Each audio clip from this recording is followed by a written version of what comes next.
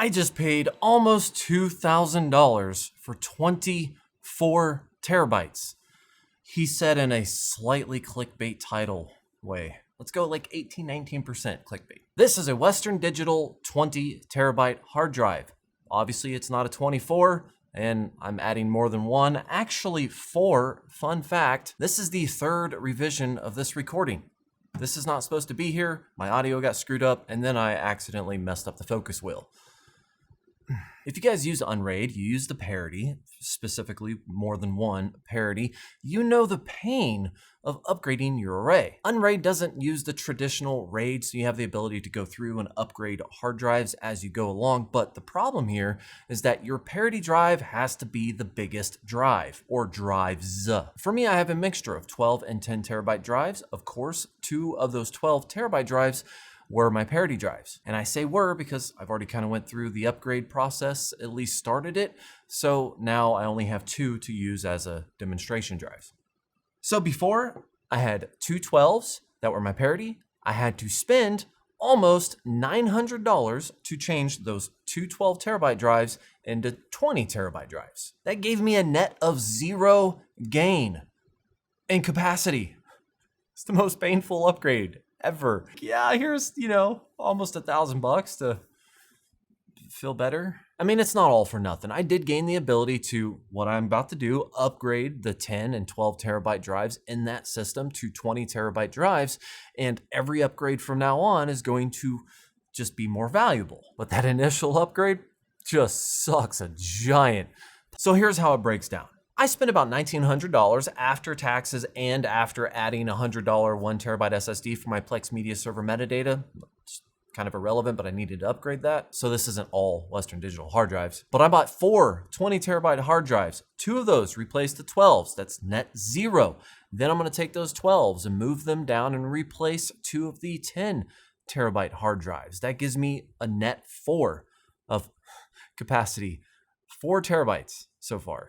But then once that parity drive rebuild is done, I'm probably going to do this before the 12 terabyte swap, then I can take those 10 terabyte drives, the additional 10 terabyte drives that I have in the server, and I can swap them out with these 2 20 terabyte hard drives, giving me a total of an additional 20 terabytes worth of capacity. Every single time taking me roughly about 50 some plus hours to rebuild my parity. But hey, whatever. And surprisingly, these things were not as expensive as I thought they were. There are a lot of drives out there in the 20 terabyte that can run you $500 to $600, or at least up to $500, but these were only $419. And then of course you add on the taxes and stuff like that. So not that bad. I bought 4 of them now, but I do plan on, now that I got my parity drives upgraded, I do plan on just adding these as I go, upgrading and gaining either 10 or 8 terabytes every time I want to spend maybe $400 or $500. Maybe they go on sale. I do plan on upgrading as I go. Before, I could not stomach the idea of upgrading any 10 terabyte drives that I had in my system because I had 300 total with 12s and 10s kind of mixed in there. I could not stomach the idea of upgrading a 10 terabyte drive to a 12 terabyte drive. Just burning money. And now that I've made the switch over to 20 terabyte, it's not that bad. So let's go back in time, show you some of the footage from the day that I actually recorded everything I'm doing a test. Again, this is not supposed to be here. Test completed. So let's go back in time and explore some of that footage of me swapping out the parity drives. Unfortunately, I do not have a front-loading shelf, so I gotta push it forward somehow. There we go. I actually did try to label these. I forgot about that. It's been a while. Trigger warning.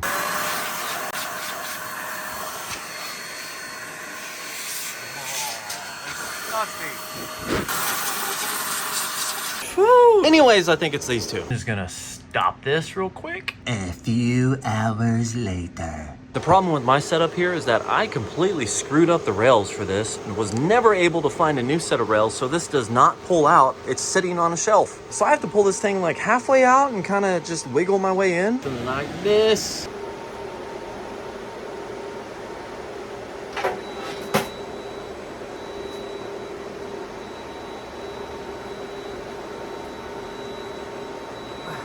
According to the serial numbers, these are the correct ones. to keep it simple, I want to put this one in first on the far left, let Unraid kind of recognize it and assign its new path, and then put this one in. That way it's like in order. All right, 201, SDY, ZWK, perfect. Second drive. Just gonna assume everything is gonna work right. I'm gonna put this back on while it does the rebuild so it has proper airflow.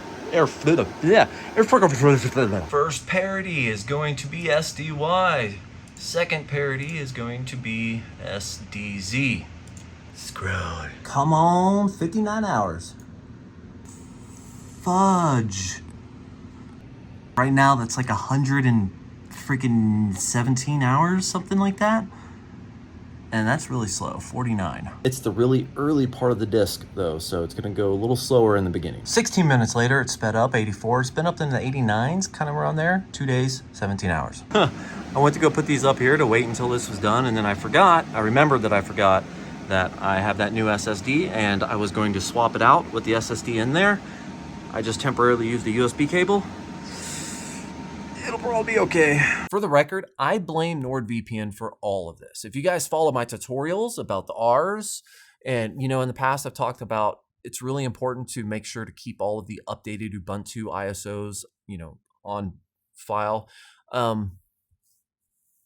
Something cryptic talk. NordVPN, if you go to bmbsucks.com, that's BMB is for Byte My Bits, sucks.com, you can get a discount on NordVPN and a 30-day money-back guarantee. I'm still in the middle of doing my parity rebuild. I have over a day to do it. But one thing I do want to try to focus on, I know Loki really needs a lot of upgrades. I know this. Hard drives have to come first. I need to expand my array. However, I really want a new 12th gen, like a 12900 in there. Be great. Quick sync, just tearing it up. I've been saying that and I haven't done it yet. So that's what I need to do. I will link to where I purchased this on Amazon. Again, $419. Super steal of a deal, especially because these are 7,200 RPM. So I can't wait to see if I have a performance boost just on a day-to-day using, factor there. So I will link that in the description. As always, thank you for watching, like, and subscribe, and have yourself a great day.